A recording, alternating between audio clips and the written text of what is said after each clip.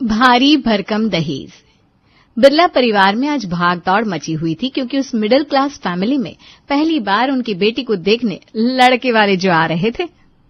अरे बंसी, ये यहाँ इतना फैला हुआ क्यों है? तुझे नहीं पता आज घर में कौन आने वाला है? जल्दी से साफ कर इसे।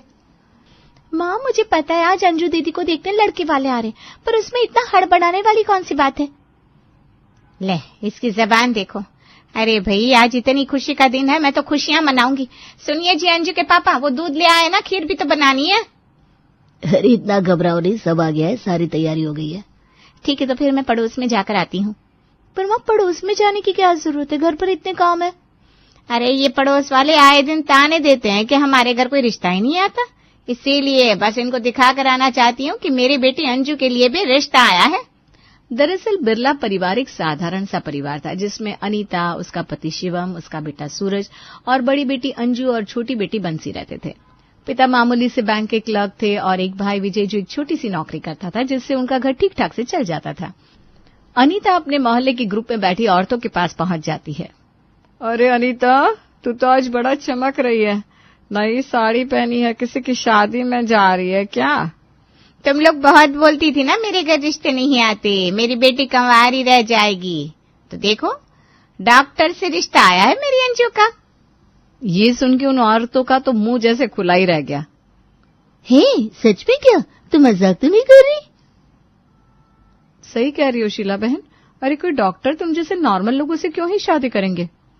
अगर ऐसा है तो मेरे घर आ जाना आज शाम को, जब मेहमान आएंगे।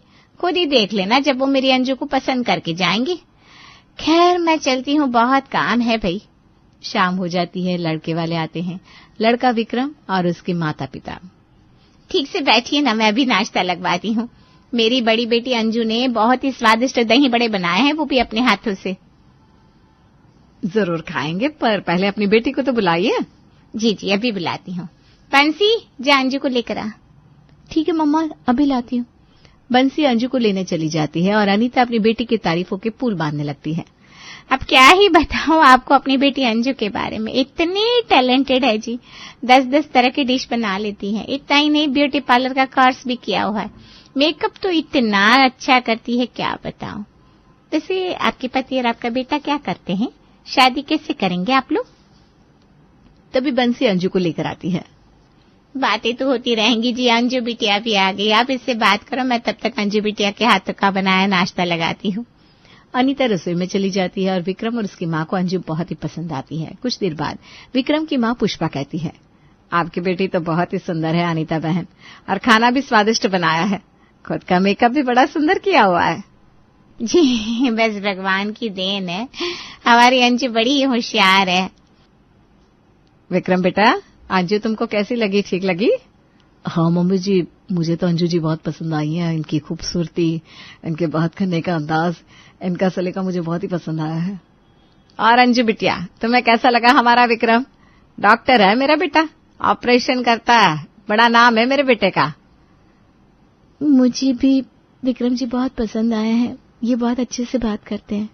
लो जी, हो गई मुश्किल आसान, दोनों बच्चों ने एक दूसरे को पसंद कर लिया, बस चट मंगनी और पट ब्याह कर लेते हैं। क्यों पुष्पा बहन?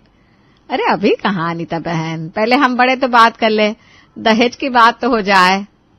मतलब? देखो बहन, मेरा बेटा कामयाब है, कारों के रिश्ते की कमी नहीं है उसे। आप बताइए दहेज में आप क्या दे सकते हैं? ये सुनकर अनीता और उसके परिवार का मुंह फीका पड़ जाता है। पुष्पा बहन, आप तो जानती हैं हमारी इनकम इतनी नहीं कि कार दे पाए, हम तो बस 2-4 जोड़ी कपड़े और कुछ सामान दे पाएंगे। तो फिर ठीक है, अगर रिश्ता करना है तो 1 कार और 10 लाख कैश चाहिए। वैसे भी हमें कौन सा कुछ मिल जाएगा, जो दोगे अपनी बेटी दामाद को ही तो दोगे, हमें तो बस थोड़ा बहुत कैश मिलेगा। ये सुनकर अनीता पुष्पा के सामने हाथ जोड़कर मिन्नत करती है, भगवान के लिए ऐसा मत करो, दहेज की वजह से मेरी बेटी को मत ठुकराओ, अगर आप लोग गए तो मेरी बेटी में ऐब पड़ जाएगा, मैं आपके आगे हाथ जोड़ती हूँ। आंटी जी प्लीज हाथ मत जोड़िए, मैं मम्मी को समझाता हूँ। और मम्मी आप क्या कह रही हैं, मुझे अंजू पसंद है, कर लीजिए ना रिश्ता। देख बेटा, 10 लोगों में उठना बैठना होता है हमारा, बिना दहेज लिए शादी करेंगे तो समाज में हमारी नाक कट जाएगी। चल अब यहाँ से। पर मम्मी मेरी बात तो। चल। अनीता और उसका परिवार उनके सामने बहुत मिन्नत करते हैं, पर वो ठहरे लालची आदमी कहाँ रुकने वाले थे। बिरला परिवार में तो जैसे खुशी मातम में बदल गई थी। अंजू अपने कमरे में जाकर चुपचाप रोने लगती है, जिसे देखकर घर वाले परेशान हो जाते हैं। अरे अंजू बेटा, दरवाजा खोलो, ऐसे खुद को सजा मत दो, बाहर आओ बेटा। तेरे पिताजी सही कह रहे हैं बेटा, और रिश्ते आएंगे, एक रिश्ते के लिए खुद को तबाह थोड़ी ना कर लेंगे। मुझे अकेला छोड़ दीजिए मम्मी जी। आजकल अच्छी लड़की होने से ज्यादा जरूरी है धन दौलत पैसा होना। उन लोगों ने मुझसे ज्यादा धन को इज्जत दी तो बुरा तो लगेगा ना। जाओ आप लोग यहाँ से। वो अभी भी दर्द में है, उसे अकेला छोड़ देते हैं। सही कह रहे हो जी आप, बड़े ही अजीब लोग थे, मेरे बच्चे का दिल तोड़ के चले गए।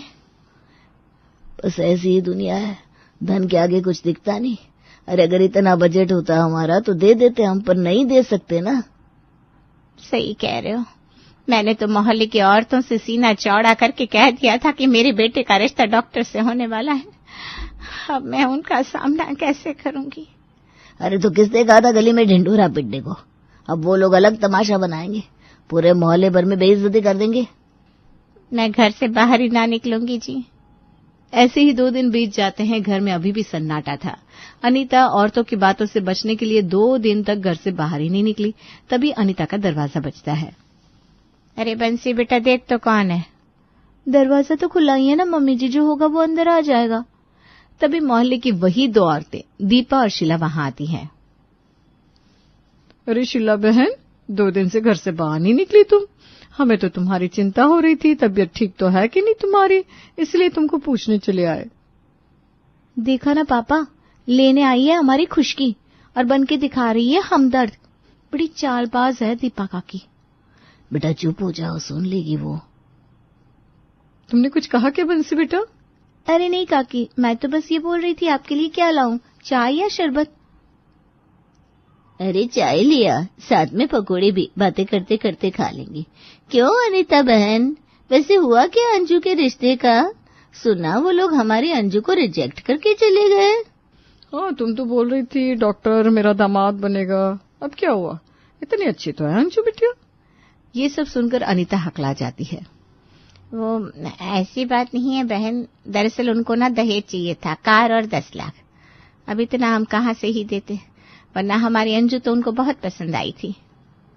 रहने दो अनीता बहन, अब अपने सिक्के को कौन खोटा बताता है, वरना उन लोगों ने आने से पहले पता नहीं किया होगा कि तुम लोग क्या दे सकते हो क्या नहीं। तभी बंसी चाय की ट्रे टेबल पर पटक देती है। मेरी मम्मी जी की हमदर्दी करने आई थी ना, उसके लिए थैंक यू सो मच। अब ये चाय गटक जाओ और आप जा सकती हैं, बहुत बहुत धन्यवाद। ये सुनकर दोनों गुस्से से तिल मिलाकर खड़ी हो जाती हैं। देख लो अनीता बहन, तुम्हारी बेटी हमें अपने घर से निकाल रही है। तौबा तौबा, यही संस्कार दिए है तुमने इसको। बड़ी बेटी अंजू तो हमारी कितनी इज्जत करती है, ये बड़ी बदतमीज है, और अब हम अपनी बेइज्जती और नहीं सहेंगे। चल। अरे दीपा बहन, शीला बहन, मेरी बात तो सुनिए। लेकिन वो दोनों सरपट दौड़ लगाकर वहां से चली जाती हैं। अरे क्यों किया तूने ऐसा, मेरी सहेलियों को भगा दिया। मम्मी, वो आपकी सहेलियां नहीं है, बल्कि आपकी खुली दुश्मन है। अरे अगर आप बाहर नहीं निकली तो जलील करने यहाँ आ गई। उन्हें सबक सिखाना जरूरी था। बेटा, लड़कियां इतना बोलती अच्छी नहीं लगती, कल के दिन अगले घर जाना है ना। कम बोलती है ना आपकी एक बेटी, मैं तो ऐसे ही तेज रहूंगी। और रही बात अगले घर की, तो बिना दहेज के कोई भी हमें ले जाने से रहा है, इसीलिए नो टेंशन। इतना बोलकर बंसी चली गई। अनीता अपना सर पकड़ लेती है। हे भगवान, क्या होगा इस लड़की का, मेरी एक सुनती नहीं है। उसके बाद 1 साल ऐसे ही बीत जाता है। बहुत से रिश्ते अंजू के लिए आए। रिश्ते वालों ने तरह तरह के पकवान खाए, नाश्ता किया, खूब खर्च करवाया, पर आखिर में सब ने दहेज की मांग की, प्लेटें साफ की और चलते बने, जिसे देख सारे घर वाले चिंता में आ जाते हैं। ऐसा कब तक चलेगा?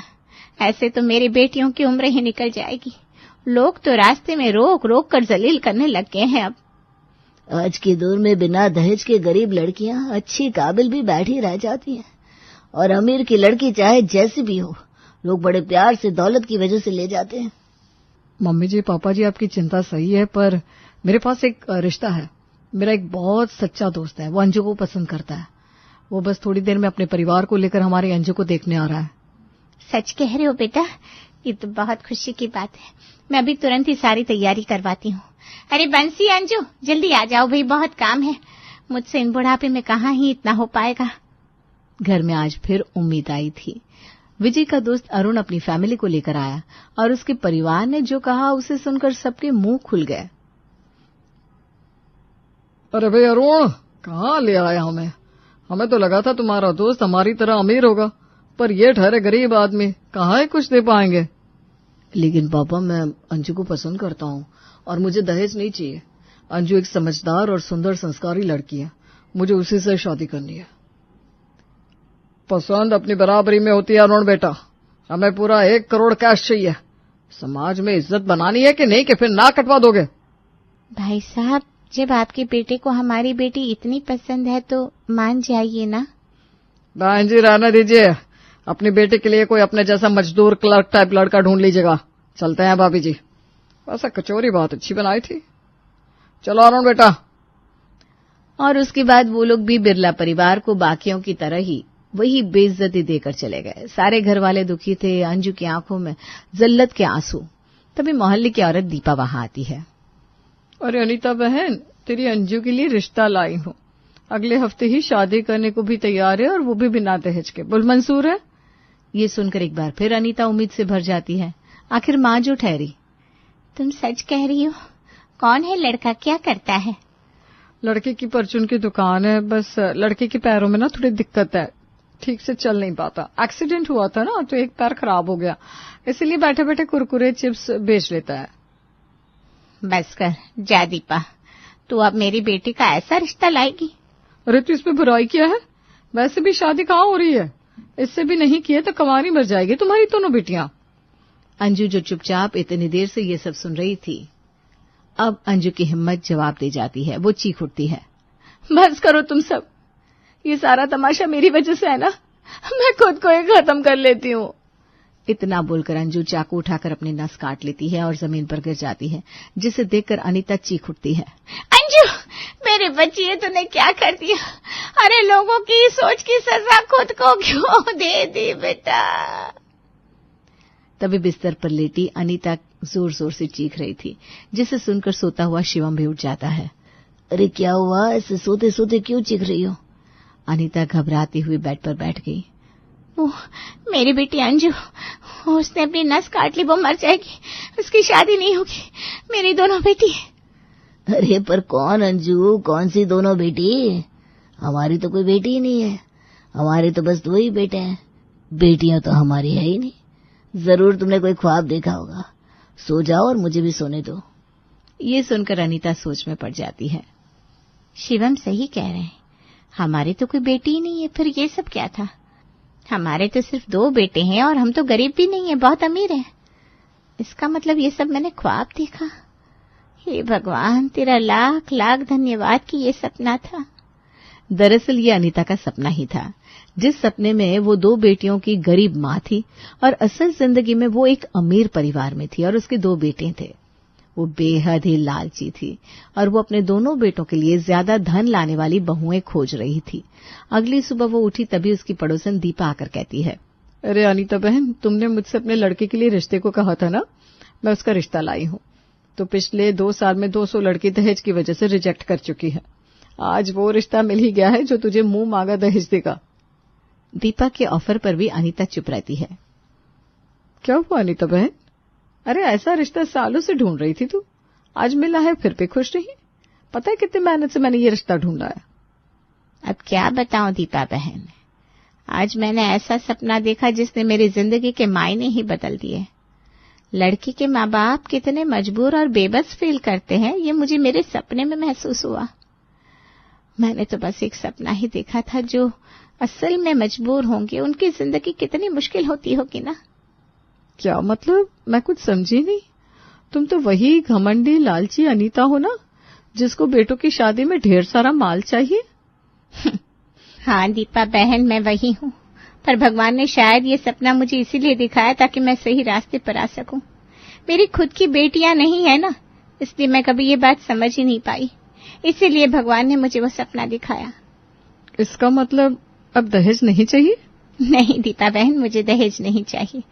आज मैं खुद से वादा करती हूँ कि मैं अपने दोनों बेटों की शादी गरीब मजबूर लड़कियों से करूंगी, जिनसे गरीबी की वजह से कोई शादी नहीं करता।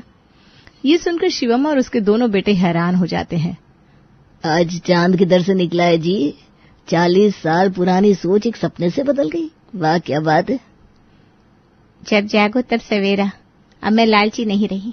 जाओ दीपा, मेरे बेटों के लिए प्यारी सी गरीब लड़कियां ढूंढो और उनसे कहो कि हमें दहेज में एक बर्तन भी नहीं चाहिए। इसका मतलब मम्मी, मैं अपनी पसंद की लड़की से भी शादी कर सकता हूँ जो आपके दहेज की वजह से बहुत समय से अटकी हुई है? हाँ बेटा, तुम दोनों बच्चे जहाँ चाहो अपनी शादी कर सकते हो। बस मेरी बहुएं सबसे प्यारी होनी चाहिए ताकि मैं भी मोहल्ले वाली औरतों को जला सकूं। ये सुनकर पूरा परिवार खुश हो जाता है और हंसने लगता है और अनीता अपने घर में 2 प्यारी प्यारी बहू ले आती है अपने बेटों की पसंद की और उनको सर आंखों पर बिठाकर रखती है।